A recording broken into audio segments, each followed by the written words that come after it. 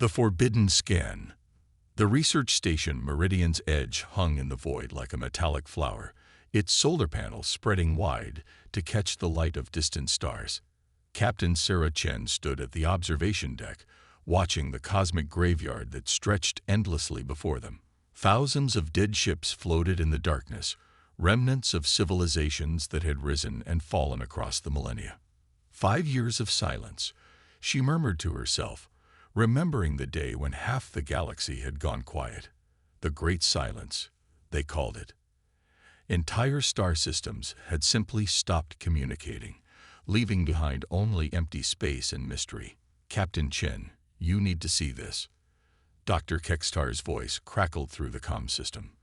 The Vortex scientist's excitement was unmistakable, even through his species' naturally monotone speech patterns.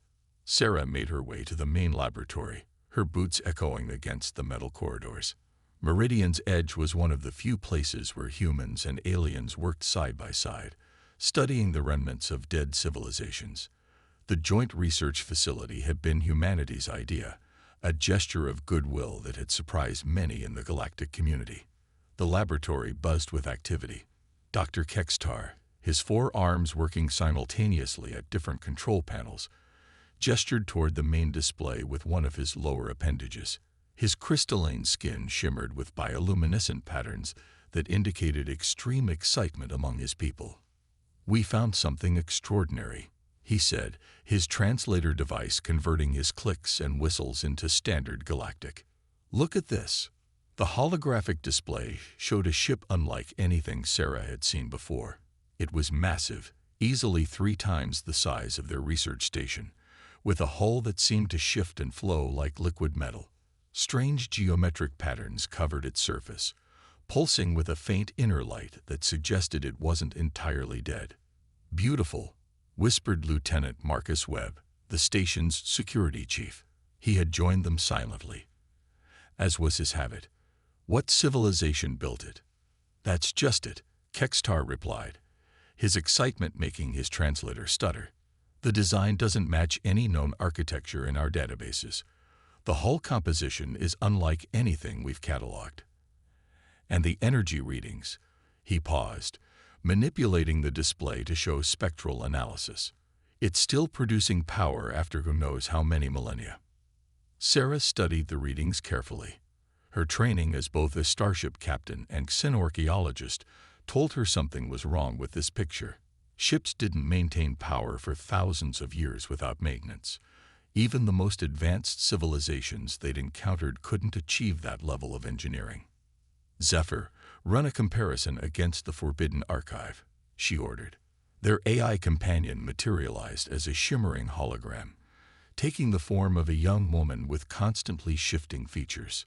"Working, Captain. Cross-referencing with restricted databases now." The Forbidden Archive contained information about technologies and civilizations deemed too dangerous for general study. Every species in the galactic community contributed to it, sharing knowledge of things that should remain untouched. "Match found," Zephyr announced, her usual cheerful demeanor replaced by something more serious. "The ship's energy signature matches entries in the Architect database. Classification: Extreme Hazard. Scanning prohibited under Galactic Accord 7731. The laboratory fell silent. Everyone knew about the Architects, the mysterious race that had supposedly seeded the galaxy with technology millions of years ago before vanishing without a trace. Most scholars considered them a myth, a convenient explanation for technological anomalies that couldn't be explained otherwise. The Architects were real. Marcus asked, his hand instinctively moving to his sidearm. "According to this, yes," Zephyr replied. "And they left specific warnings about their technology. Quote, any attempt to scan or board Architect vessels may result in activation of unknown defense protocols." End quote. Dr. Kekstar's bioluminescent patterns shifted to show frustration. "But think of what we could learn. The advancement of science, the knowledge we could gain. Surely a simple scan wouldn't hurt. The regulations exist for a reason," Sarah said firmly. "We'll observe from a distance and report our findings to the Galactic Research Council. They can decide what to do next. But even as she spoke, Sarah felt the familiar tug of curiosity that had made her an explorer in the first place. The ship was right there, waiting. Humanity had always been driven by the need to explore, to push boundaries, to seek answers to impossible questions. It was what had gotten them noticed by the galactic community in the first place. "Dr. Kextar," she said quietly, "what if this isn't about choosing which species gets the technology? What if it's about something else entirely?" Before the Vortex scientist could respond, space around the architect's ship began to change. Reality seemed to fold and twist, creating a series of geometric structures that defied normal physics. Within each structure, a different challenge appeared. The first test materialized near the Vortex fleet, a complex mathematical puzzle displayed as a three-dimensional hologram the size of a small moon. The Vortex, known throughout the galaxy for their analytical minds, immediately began working on the solution. Their computers hummed with activity as they applied pure logic and computational power to the problem. The second test appeared near the crystalline collective, a harmony of frequencies that needed to be completed. The crystalline beings, who communicated through resonant tones, began adding their own frequencies to the pattern, trying to achieve perfect harmonic balance. Each species received a test tailored to their strengths. The hive worlds faced a biological puzzle involving genetic sequences. The Zephyrian Confederacy encountered a test of speed and precision. The Stone Lords were challenged with a test of endurance and strength. The Ethereal Assembly found themselves navigating through folded spacetime. The Mechanical Concordat faced a test of perfect synchronization and efficiency. "They're all playing to their strengths," Marcus observed. "Each species is approaching their test with what they do best." Sarah watched the various attempts with growing unease. The Vorthak were making progress on their mathematical puzzle, but she could see something in their approach that troubled her. They were competing amongst themselves, different factions within their fleet, trying to reach the solution first. The crystalline collective was achieving harmony, but they were excluding the frequency ranges used by other species. Every fleet was focused solely on their own test, ignoring the others entirely. "Zephyr, are you seeing what I'm seeing?" The eye's form solidified as she processed the data. "Yes, Captain. Each species is approaching their test as if it were a competition to be won rather than a puzzle to be solved. They're demonstrating their individual capabilities, but they're not working together," Sarah finished. "In fact, they're actively ignoring each other." Dr. Kextar's patterns shifted to show understanding. "The architects aren't testing our individual abilities. They're testing our ability to cooperate." As if to confirm their theory, the tests began to grow more difficult. The mathematical puzzle expanded beyond the Vortex computational abilities. The harmonic pattern required frequencies that the crystalline collective couldn't produce alone. Each challenge grew until it became clear that no single species could complete their test in isolation. Sarah made a decision that would have seemed impossible just hours earlier. She opened a communication channel to all 7 fleets simultaneously. "This is Captain Sarah Chen of Meridian's Edge Research Station. I believe we're all approaching this wrong." The response was immediate and hostile. Commander Veltar of the Vorthek fleet was the first to respond. "Human, you have no right to interfere in matters beyond your understanding." "Listen to me," Sarah continued, ignoring the insults that began flooding the channel. "Look at your tests. Really look at them. Are any of you making the progress you expected?" There was a moment of silence as the various commanders considered her words.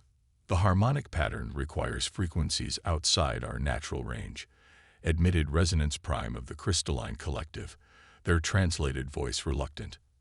"Our genetic puzzle contains sequences from multiple species," added Swarm Mother of the Hive Worlds. Sarah felt a surge of hope. Because the tests aren't meant to be solved alone. The architects aren't looking for the strongest or smartest species. They're looking for cooperation. "Preposterous," declared Stone Marshal of the Stone Lords. "The strong survive by their own power." Then why is your endurance test requiring materials that only exist in space controlled by the ethereal assembly? The communication channel fell silent again as the various species began to really examine their challenges. Slowly, reluctantly, they began to see the connections Sarah had spotted. The mathematical puzzle, Dr. Kekstar said over their local channel. It's not just mathematics. Look at this section here. He highlighted part of the holographic display. This requires biological computation, the kind the hive worlds specialize in. And this part needs crystalline resonance calculations. Sarah opened the general channel again. I propose we work together. Each species contributes what they do best to help the others complete their tests. Over the next several hours, the team conducted passive observations. The ship continued to pulse with that strange inner light, and occasionally they detected what appeared to be communication signals transmitted in an unknown format. The patterns were complex, mathematical, almost like a language made of pure information. It's trying to communicate, Kekstar observed during their third shift of monitoring. Most of the other researchers had gone to rest, leaving only the core team on duty. Look at these patterns. They're not random. There's structure, meaning. Sarah found herself leaning closer to the displays. The signals were beautiful in their complexity, like watching the mathematical poetry of the universe itself. Can you decode any of it? Some of it, perhaps, but we'd need a deeper scan to understand the full context. Just a brief one, nothing invasive. Marcus looked up from his security console. Captain, I'm seeing increased activity in the surrounding debris field. Several other derelict ships are showing power signatures they didn't have before. What do you mean? Dead ships are coming online. Whatever that architect vessel is doing, it's affecting everything around it. The implications hit Sarah like a physical blow. If the architect ship was reactivating dead technology throughout the graveyard, the knowledge contained in those ancient hulks could revolutionize their understanding of the galaxy. Cures for diseases, solutions to energy crises, technologies that could benefit every living species. Dr. Kekstar, she said carefully, how brief would this scan need to be? The Vortex scientist's patterns brightened immediately. Milliseconds, just enough to establish a communication protocol. We wouldn't be boarding or taking anything, just talking. Zephyr flickered, her form becoming less stable. Captain, I must advise against this course of action. The warnings in the Forbidden Archive are quite specific about the consequences. What consequences exactly? Sarah asked. Unknown, Zephyr admitted. The files are incomplete. Most civilizations that encountered architect technology either chose not to document their experiences or were unable to do so. Sarah weighed the options. On one hand, they had explicit warnings against scanning the ship. On the other hand, humanity had always progressed by taking calculated risks, by pushing beyond the boundaries others set. The potential benefits were enormous. Dr. Kekstar, prepare a minimal intensity scan. Duration not to exceed 1 second. Marcus, all defensive systems on standby. Zephyr, prepare an emergency transmission to Galactic Command with our current situation and intentions. Captain, Marcus said quietly, are you sure about this? Sarah looked out at the vast ship floating in the cosmic graveyard, surrounded by the slowly awakening husks of dead civilizations. Humanity had joined the galactic community as junior partners, always playing catch-up with species that had been traveling the stars for millennia. But they had something most of those species had lost, the courage to face the unknown. Sometimes you have to take risks to make progress, she said. Begin the scan. Dr. Kekstar's 4 arms danced across his controls, initiating minimal scan in 3, 2, 1. The scanning beam lanced out from Meridian's edge, a thin thread of energy that touched the architect ship for exactly 1 second before shutting down. For a moment, nothing happened. The ship continued its slow pulse, unchanged. Then everything went wrong. The architect vessel blazed with sudden light, patterns racing across its hull like liquid fire. The communication signals it had been transmitting amplified 1,000-fold. filling every frequency with complex mathematical structures that made their translation computers scream warnings. Power surge detected. Marcus shouted over the sudden chaos of alarms. The ship's energy output just increased by 3,000%. But that wasn't the worst part. Throughout the cosmic graveyard, dead ships were awakening. Hulls that had been cold for millennia suddenly glowed with power. Engines that had been silent for ages began to hum with energy. And from each reactivated vessel, signals began transmitting across the galaxy. "Oh no," Zephyr whispered, her holographic form flickering wildly. "Oh no, no. Captain, we need to evacuate immediately." "What's happening?" Sarah demanded. "The scan didn't just wake up the architect's ship," the eye replied, her voice filled with something approaching panic. "It triggered a galaxy-wide network. Every architect beacon, every piece of their technology scattered across known space, just came online simultaneously. On the display, they watched as the signals from their graveyard joined with others from across the galaxy, creating a vast web of communication that spanned hundreds of star systems. The mathematics were beyond their comprehension, but the intent was becoming clear. "It's a summons," Dr. Kekstar said, his bioluminescent patterns now pulsing with fear. "They're calling someone." Sarah felt ice in her veins. Calling who? Before anyone could answer, Marcus's security console lit up with new contacts. "Captain, I'm reading massive energy signatures dropping out of hyperspace at the edge of the system. Multiple vessels, different configurations. They're coming here." The first ships to arrive were sleek Vorthic cruisers, followed by the geometric vessels of the Crystalline Collective. Then came the biological ships of the Hive Worlds, their hulls pulsing like living tissue. Within hours, representatives from 7 different civilizations had converged on their location, all drawn by the signals from the reactivated Architect network. "This is Commander Veltar of the Vorthak Scientific Fleet," came the first transmission. "We detected Architect activation protocols from this location. Explain your actions immediately." Similar demands flooded their communications from the other arriving fleets. Each species claimed ancient rights to Architect technology. Each threatened consequences if their demands weren't met. The situation was deteriorating rapidly. "Captain," Marcus reported, "I'm reading weapons charging on multiple vessels. They're preparing for conflict." Sarah looked out at the growing fleet of alien warships surrounding their small research station. In trying to unlock the secrets of the past, they had inadvertently triggered what looked like the beginning of a war. The cosmic graveyard that had been silent for millennia was now the most contested location in the galaxy. The Architect ship continued to pulse with that strange light, its signals reaching across the stars. And somewhere in those mathematical patterns, Sarah began to sense something else. Not just communication, but evaluation. The ancient vessel wasn't just calling to the galaxy's civilizations. It was testing them. The Architect's test. The space around Meridian's edge had transformed into a powder keg of tension and ambition.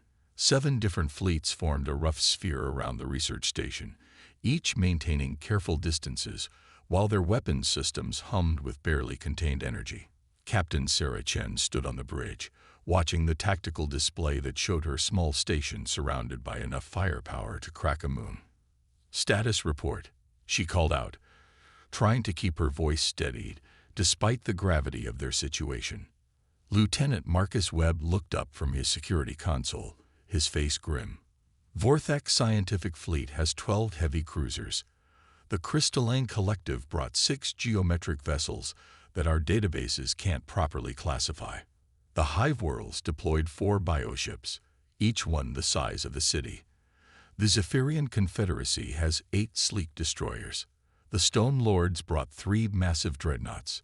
The Ethereal Assembly has 5 ships that phase in and out of normal space. And the Mechanical Concordat arrived with 10 perfectly identical vessels that move in absolute synchronization." Dr. Kekstar's bioluminescent patterns flickered with anxiety as he monitored the communications channels. "They're all demanding exclusive access to the Architect ship. Each species claims ancient rights, historical precedents, or superior need for the technology.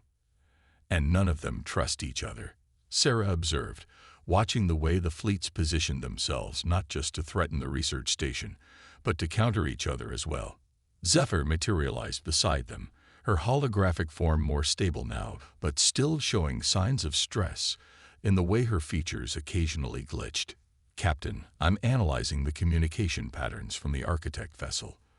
The mathematical structures are becoming more complex, more purposeful. What do you mean? I believe it's studying us, all of us. Every ship, every species represented here.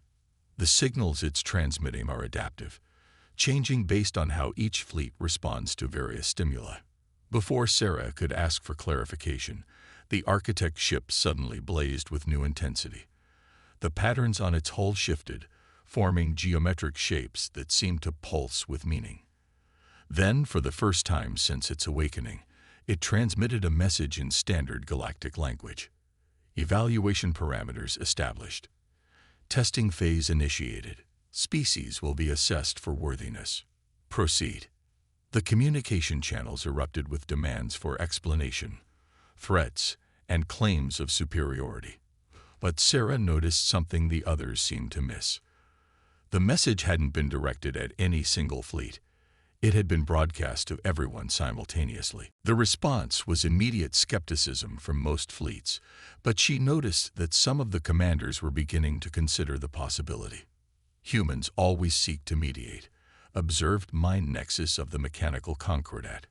It is an interesting approach. What's our alternative? Sarah asked.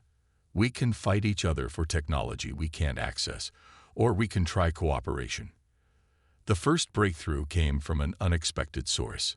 A young Zephyrian navigator named Swiftwind suggested that their speed test might be easier if they had the precise timing that the mechanical concordat could provide. Within minutes, the two fleets were coordinating their efforts. The success was immediate and dramatic. The speed test that had seemed impossible suddenly became manageable when executed with perfect mechanical timing. The achievement sent ripples through all the watching fleets. Fascinating, murmured Resonance Prime. Perhaps our harmonic test could benefit from the mathematical precision of the Vorthak.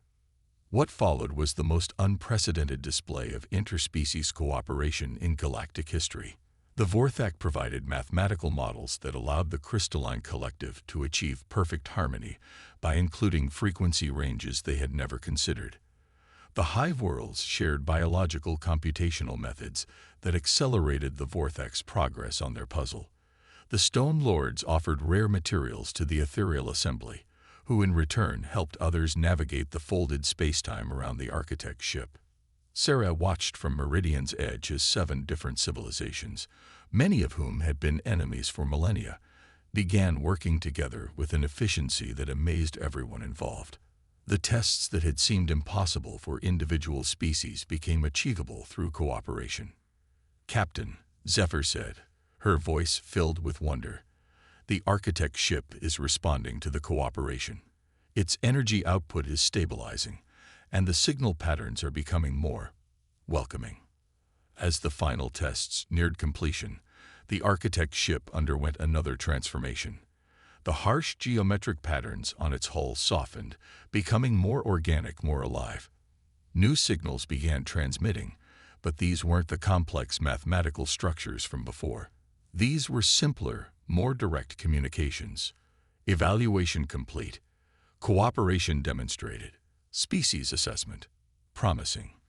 Technology sharing protocol initiated. What happened next surprised everyone. Instead of granting its technology to a single species, the architect ship began transmitting different portions of its knowledge to each fleet simultaneously. The Vorthak received advanced computational methods. The crystalline collective gained new harmonic technologies. Each species received gifts perfectly suited to their nature and abilities. But more than that, the ship provided something none of them had expected. Translation protocols that would allow all the gifted technologies to work together seamlessly. Commander Veltar was the first to break the stunned silence. This is unprecedented. The technologies are designed to complement each other. Just like your cooperation during the tests, Sarah observed. The architects weren't just testing whether we could work together. They were showing us how much stronger we are when we do. In the days that followed, as the various fleets began to disperse, something remarkable occurred. Instead of returning to their isolated territories, the species began establishing communication protocols, trade agreements, and research partnerships. The crisis at Meridian's edge had accidentally created the framework for a true galactic cooperative. Dr. Kextar approached Sarah as she stood on the observation deck, watching the last of the alien fleets prepare for departure. "Captain, I must apologize for initiating the scan against regulations." Sarah smiled, looking out at the architect's ship, which now pulsed with a warm, welcoming light. "Dr. Kextar, I think sometimes the biggest mistakes lead to the most important discoveries." "And what discovery is that?" "That humanity's greatest strength isn't our technology or our weapons or our individual capabilities. It's our ability to see potential for cooperation where others see only competition. The architects weren't testing us to find the worthiest species. They were waiting for someone to remind the galaxy how to work together." As Meridian's edge resumed its normal operations, now with the most advanced research equipment in the galaxy thanks to the architect's gifts, Sarah reflected on the events that had changed everything. Humanity had joined the galactic community as junior partners, but in the end, it was their approach to problem-solving that had unlocked the greatest treasure of all. The Echo Protocol, as historians would later call it, hadn't just awakened ancient technology. It had awakened something far more valuable. The realization that the galaxy's civilizations were stronger together than apart. And in the depths of space, the architect's ship continued its eternal vigil, waiting for the next species to discover that the greatest technology of all was the ability to transform enemies into allies, competition into cooperation, and isolation into unity. The galaxy would never be the same.